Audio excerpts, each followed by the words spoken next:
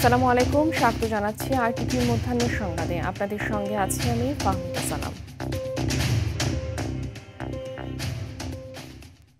আশুলিয়ায় হত্যার পর ৬ জনের লাশ পোড়ানোর মামলায় সাবেক এমপি সাইফুল ইসলাম সহ ১৬ জনকে আসামি করে আনুষ্ঠানিক অভিযোগপত্র ট্রাইব্যুনালে দাখিল করেছে প্রসিকিউশন। এ বিষয়ে আন্তর্জাতিক অপরাধ ট্রাইব্যুনাল ২ এর শুনানি শুরু হবে কিছুক্ষণের মধ্যে। এর আগে সকালে এ মামলায় গ্রেফতার পুলিশ কর্মকর্তা আবদুল্লাহ হিল কাফি, শহীদুল ইসলাম সহ ৭ জনকে ট্রাইব্যুনালে হাজির করা হয়। গত ১৯ জুন মামলার তদন্ত প্রতিবেদন হাতে পায় প্রসিকিউশন। গত বছরের ৫ আগস্ট সাভারের আশুলিয়ায় পুলিশের গুলিতে প্রাণ হারান ৫ জন, একজন গুরুতর আহত হন। পরে ৫ জনের লাশ এবং আহত একজনকে পুলিশ ভ্যানে তুলে পেট্রোল ঢেলে আগুন দিয়ে পুড়িয়ে ফেলা হয়। এ ঘটনায় ১১ সেপ্টেম্বর মানবতাবিরোধী অপরাধের অভিযোগ এনে আন্তর্জাতিক অপরাধ ট্রাইব্যুনালে মামলা করা হয় বলে জানায় প্রসিকিউশন। এদিকে ট্রাইব্যুনাল ১-এ ২২৭ জনকে হত্যার লাইসেন্স পেয়ে গেছি। শেখ হাসিনার এমন বক্তব্যের প্রেক্ষিতে আদালত অবমাননার মামলার শুনানিও হবে আজ। আশুলিয়া থানার নির্মমতা নিয়ে দেশব্যাপী যেই হাহাকার চলছে সেই ঘটনা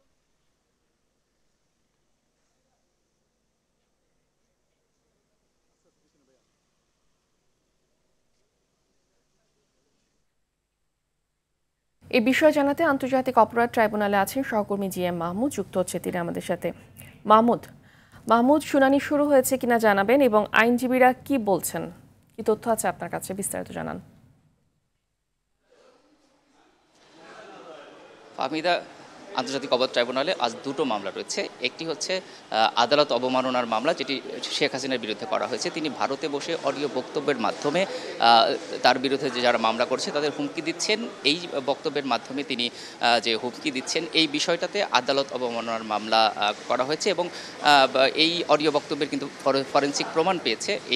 এই বিষয়ে ইতিমধ্যে শেখ হাসিনাকে হাজির হওয়ার জন্য পত্রিকায় বিজ্ঞপ্তিও দেওয়া হয়েছিল। এরপরে তিনি হাজির হননি এবং সে প্রেক্ষিতে কিন্তু বিচারিক কার্যক্রম এগিয়ে নেওয়ার লক্ষ্যেই কিন্তু শুনানি চলছে। ইতিমধ্যে শুরু হয়ে গিয়েছে শুনানি এবং আজ এই শুনানিতে শেখ হাসিনার পক্ষে রাষ্ট্রনিযুক্ত আইনজীবী আমির হোসেন তিনি উপস্থিত রয়েছেন এবং অ্যামিকাস কিউরি হিসেবেও কিন্তু এওয়াই মশিউজ্জামান তিনি উপস্থিত রয়েছেন। কিছুক্ষণ আগেই শুরু হয়েছে শুনানি। আসলে এই শুনানি শুরু হওয়ার পরে সেখানে উপস্থাপন করা হবে আসলে তার বিরুদ্ধে যে অভিযোগগুলো এবং এখানে রাষ্ট্রপক্ষ এবং আসামি পক্ষ দুই পক্ষের আইনজীবী আসলে উপস্থাপন করবেন তার বিরুদ্ধে যে অভিযোগ রয়েছে সেই অভিযোগগুলো। এই শুনানি শেষ হলেই আসলে আমরা পরবর্তী বিচারিক কার্যক্রম কি হবে সেটি জানতে পারবো। আমরা অপেক্ষা করছি। এদিকে আন্তর্জাতিক অপরাধ ট্রাইব্যুনাল ২-এ আরেকটি মামলা রয়েছে, সেটি হচ্ছে আশুলিয়ায় ৬ লাশ পোড়ানো মামলা। আপনি জানেন যে ৫ই আগস্ট আশুলিয়াতে ৫ জনকে হত্যা করা হয় এবং আরেকজন গুরুতর আহত হয় এবং এই ৬ জনকে পুলিশ ভ্যানে তুলে আসলে আগুন দিয়ে পুড়িয়ে ফেলা হয়। এই অভিযোগ এনে আন্তর্জাতিক অপরাধ ট্রাইব্যুনালে কিন্তু মামলা হয়েছে। এই মামলার আনুষ্ঠানিক অভিযোগপত্র আজ প্রসিকিউশন ট্রাইব্যুনালে দাখিল করেছে এবং এটি হয়তো আমলে নেওয়ার কথা রয়েছে। আমরা জানতে পেরেছি কিছুক্ষণের মধ্যেই এ মামলারও শুনানি শুরু হবে এবং এটি যদি এই আনুষ্ঠানিক অভিযোগ যদি আমলে নেয় এরপরে কিন্তু এই মামলার বিচারিক কার্যক্রম শুরু হয়ে যাবে এবং আমরা যতটুকু জানতে পেরেছি চিফ প্রসিকিউটর এই মামলার উপর বা এই যে অভিযোগপত্রে যে অভিযোগ করা হয়েছে এগুলো আদালতে উপস্থাপন করবেন, আমরা এমনটি জানতে পেরেছি। অর্থাৎ এই দুটো মামলা আদালতে রয়েছে। তো আমরা আসলে পরবর্তী সংবাদে জানাতে পারবো যে আসলে বিচারিক কার্যক্রম এই দুটো মামলার আসলে পরবর্তী নির্দেশনা কি। আমরা অপেক্ষা করছি, আপনাকে নিশ্চয়ই পরবর্তী সংবাদে জানাবো। ফাহমিদা, ধন্যবাদ আপনাকে। জুলাই তৃতীয় সপ্তাহের মধ্যে জুলাই সনদ নিয়ে চূড়ান্ত রাজনৈতিক দলগুলোর ঐকমত্য সম্ভব হবে বলে প্রত্যাশার কথা জানিয়েছে জাতীয় ঐকমত্য কমিশনের সভাপতি অধ্যাপক আলী রিয়াজ। বুধবার জাতীয় ঐকমত্য কমিশনের দ্বিতীয় ধাপের ৮ম বৈঠকের শুরুতে জুলাই শহীদদের স্মরণে দাঁড়িয়ে ১ মিনিট নীরবতা পালন করা হয়। বৈঠকের পূর্ব নির্ধারিত বিষয় হিসেবে রাখা হয়েছে নির্বাচনী সীমানা নির্ধারণ, তত্ত্বাবধায়ক সরকার ব্যবস্থা ও রাষ্ট্রপতির ক্ষমা প্রদর্শন। জুলাই অভ্যুত্থানের দায় প্রতিটি রাজনৈতিক দল অনুভব করে উল্লেখ করে অধ্যাপক আলী রিয়াজ বলেন, গণ অভ্যুত্থানের সাফল্য থেমে গেলে হবে না, সংস্কারের মধ্য দিয়ে তা এগিয়ে নিতে হবে। ফরেন সার্ভিস একাডেমিতে আলোচনায় বিএনপি, জামাত ইসলামী আন্দোলন, গণসংহতি আন্দোলন, এনসিপি সহ ৩০টি রাজনৈতিক দল অংশ নিয়েছে। আগামী নির্বাচন কোনো অবস্থাতেই কোনো কারণ এমনকি একটি আসনও যেন বিতর্কিত না হয়। যেন একটি আসন বিতর্কিত না হয়। সেই বিতর্কের ঊর্ধ্বে নির্বাচন কমিশনকে থাকতে হবে, আমাদের সকলকে থাকতে হবে। সারা পৃথিবী তাকিয়ে আছে আমাদের দিকে। স্বাস্থ্যবিধি না মানায় কিশোরগঞ্জে ডেঙ্গু আক্রান্ত রোগীর সংখ্যা বাড়ছে। ডেঙ্গু আক্রান্ত হয়ে গত 24 ঘন্টায় নতুন 10 জন সহ 15 জন রোগী জেলার বিভিন্ন হাসপাতালে ভর্তি রয়েছেন। গেল রাতে প্রেস বিজ্ঞপ্তির মাধ্যমে civil surgeon doctor Abhijit Sharma জানান, জানুয়ারি মাস থেকে 1 জুলাই পর্যন্ত 89 জন ডেঙ্গু রোগী চিকিৎসা নিয়েছেন। এর মধ্যে ছাড়পত্র নিয়ে বাড়ি ফিরেছেন 74 জন। তবে এখন পর্যন্ত ডেঙ্গুতে কারো মৃত্যু হয়নি।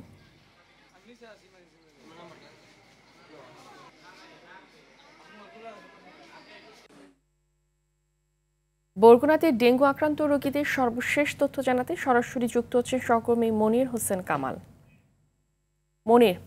মনির শুনতে পাচ্ছেন নিশ্চয়ই। হাসপাতালে ডেঙ্গু আক্রান্ত রোগীদের চাপ কেমন দেখছেন, এবং শুধু কি ডেঙ্গুতে আক্রান্ত রোগী আছে নাকি করোনা এবং চিকুনগুনিয়াতে আক্রান্ত রোগীও আছে? কি তথ্য আছে আপনার কাছে, বিস্তারিত জানাবেন। ফাহমিদা, গত 24 ঘন্টায় বরগুনায় নতুন করে আরও 93 জন ডেঙ্গু আক্রান্ত রোগী পাওয়া গিয়েছে এবং এ পর্যন্ত 3118 জন ডেঙ্গু আক্রান্ত রোগী বরগুনায় রয়েছে। এই হাসপাতালে এখনও চিকিৎসা আজকের ভর্তি আছেন 186 জন এবং বরগুনায় 236 জন ডেঙ্গু আক্রান্ত রোগী চিকিৎসা নিয়ে। হাসপাতালের অবস্থা কিন্তু বেহাল অবস্থা, কেননা রোগীদের রাখার মতো কোনো জায়গা নেই। সিঁড়ির সামনে, এমনকি লিফটের সামনে কোথাও কোনো তিল ধারণের ঠাঁই নেই। খালি রোগীতে ঠাসা রোগীতে ভরে যাচ্ছে এবং এভাবে যদি রোগী আসতে থাকে, আমাদের হাসপাতালের আরএমও ডাক্তার তাজকিয়া সিদ্দিকা আমাদেরকে জানিয়েছেন যে যেভাবে রোগী আসছে তাতে তাদের এই রোগী সামাল দেওয়া তাদের পক্ষে সম্ভব হবে না এবং তারা এই মুহূর্তে স্বাস্থ্য বিভাগের ঊর্ধ্বতন কর্তৃপক্ষ, বিশেষ করে স্বাস্থ্য মন্ত্রণালয়ের সহযোগিতা দাবি করেছেন। কেন যে আকারে বরগুনায় রোগী আসছে, যে পরিমাণ ডাক্তার রয়েছে, সেই ডাক্তার দিয়ে বা নার্স দিয়ে এই রোগী সামাল দেওয়া তাদের সম্ভব নয়। একই সাথে তারা জানিয়েছেন যে হাসপাতালে এখন কিন্তু ঔষধ সংকটও শুরু হচ্ছে, কেননা কিছুদিন আগে বেশ কিছু সংগঠন তাদেরকে কিছু স্যালাইন দিয়ে, ঔষধ দিয়ে সহযোগিতা করেছিল। সেই স্টোর তাদের শেষ হয়ে যাচ্ছে, কেননা রোগীর সংখ্যা যে হারে বৃদ্ধি পাচ্ছে, হাসপাতালের মানে সরকারি বরাদ্দটাও সেই রকম নেই এবং বেসরকারি সংগঠনগুলো যেভাবে সহযোগিতা করছিল, তারাও হয়তো এভাবে আর সহযোগিতা করে এভাবে রোগীদের চিকিৎসা দিতে পারবে না। তো সেক্ষেত্রে স্বাস্থ্য মন্ত্রণালয়ের সহযোগিতা তারা দাবি করেছেন। একই সাথে বরগুনার নাগরিকরা বলেছেন যে এখানে আইসিইউ চালু করতে না পারলে বরগুনায় কিন্তু ডেঙ্গুর মৃত্যু কমানো সম্ভব হবে না, কেননা এখন পর্যন্ত বরগুনায় 27 জন ডেঙ্গু রোগী মারা গিয়েছেন এবং একটু খারাপ রোগী হলেই তাদেরকে বরিশাল বা ঢাকায় রেফার করতে হয়। এখানে আইসিইউ চালু করা যায়নি, যদিও আইসিইউর চালু করার জন্য হাসপাতাল কর্তৃপক্ষ আমাদেরকে জানিয়েছেন যে একটি আইসিইউ চালু করতে হলে বিশেষজ্ঞ যে চিকিৎসক দরকার, সেই চিকিৎসক বরগুনায় নেই এবং এই মুহূর্তে নাগরিকরাও দাবি করেছিল বরগুনায় একটি মেডিকেল কলেজ, যদি এখানে একটি বরগুনায় মেডিকেল কলেজ স্থাপিত হতো তাহলে এই ডাক্তার সংকটটা কেটে যেত এবং এখানে আইসিইউ চালু করে এখানকার রোগীদের এখানেই সেবা দেওয়া যেত। এই ছিল। ধন্যবাদ আপনাকে। ভারতে করোনা শনাক্তের সংখ্যা দিন দিন বাড়ছে। এর মধ্যে দিনাজপুরে হিলি ইমিগ্রেশন চেকপোস্ট দিয়ে পাসপোর্ট, যাত্রী এবং পণ্য নিয়ে আসা ভারতীয় ট্রাক চালকরা যাতায়াত করছে। তবে এদের কারো করোনা পরীক্ষা করা হচ্ছে না। এতে দেশের মধ্যে করোনা ভাইরাসের নতুন ভেরিয়েন্ট ছড়িয়ে পড়ার আশঙ্কা দেখা দিয়েছে স্থানীয়দের মাঝে। এদিকে উপজেলা স্বাস্থ্য কমপ্লেক্সে কর্মরত চিকিৎসকরা জানান ইতিমধ্যে 1200 কিটের চাহিদা পাঠানো হয়েছে। তবে কবে নাগাদ কিট আসবে তা এখনো বলতে পারেনি তারা।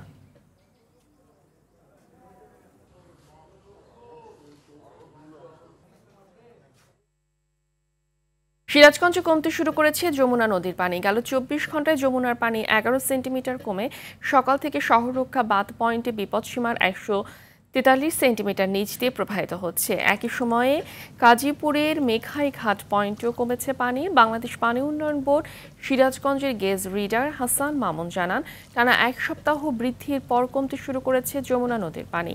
পানি উন্নয়ন বোর্ডের দেয়া পূর্বাভাস অনুযায়ী আগামী কয়েকদিন কমতে থাকবে যমুনা সহ সব নদ নদীর পানি।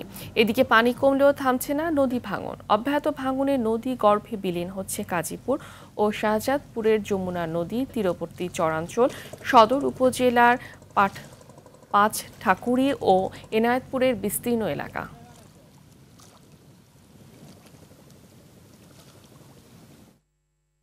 ইসরায়েলের সঙ্গে সহযোগিতামূলক সম্পর্ক থাকলেই মৃত্যুদণ্ড দেবে ইরান।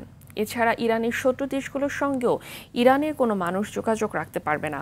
মঙ্গলবার দেশটির সংসদে এই আইন পাশ হয়। নতুন আইনে বলা হয়েছে, ইসরায়েল ও যুক্তরাষ্ট্রের হয়ে গোয়েন্দা কার্যক্রম চালানো, গুপ্তচরগিরি, ইসরায়েল যুক্তরাষ্ট্র সহ অন্যান্য শত্রু দেশের সঙ্গে কোনো সম্পর্ক মৃত্যুদণ্ডের অপরাধ হিসাবে বিবেচিত হবে। একই সঙ্গে মার্কিন ধনকুবের ইলন মাস্কের স্যাটেলাইট ইন্টারনেট সেবা স্টারলিংক ব্যবহারেও নিষেধাজ্ঞা দিয়েছে দেশটি। ইসরায়েলের সঙ্গে 12 দিনের সংঘাতের পর এ পদক্ষেপ নিল ইরান সরকার।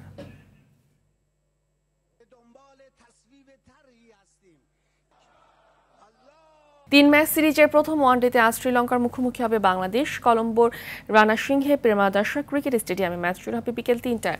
ওয়ানডে ফরম্যাটে দু দলের 57 দেখায় লঙ্কানদের 43 জয়ের বিপরীতে বাংলাদেশের জয় 12 ম্যাচে। এবার এই সংখ্যাটাই বাড়াতে চায় মেহেদী মিরাজের দল। এদিকে বাংলাদেশের বিপক্ষে টেস্ট সিরিজ জয়ের পর বেশ ফুরফুরে মেজাজে শ্রীলঙ্কা। ওয়ানডেতেও জয়ের সেই ছন্দটা ধরে রাখার ব্যাপারে আশাবাদী লঙ্কানরা।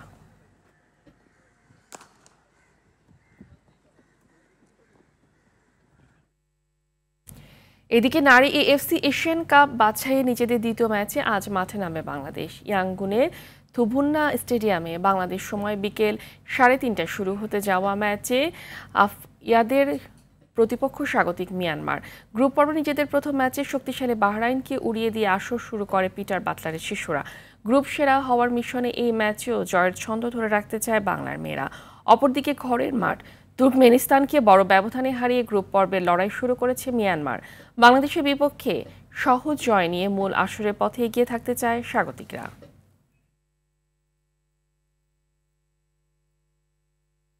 মধ্যাহ্নের সংবাদ এই পর্যন্তই। দুপুরের সংবাদ 2:45টায় দেখার আমন্ত্রণ রইল। ধন্যবাদ সবাইকে।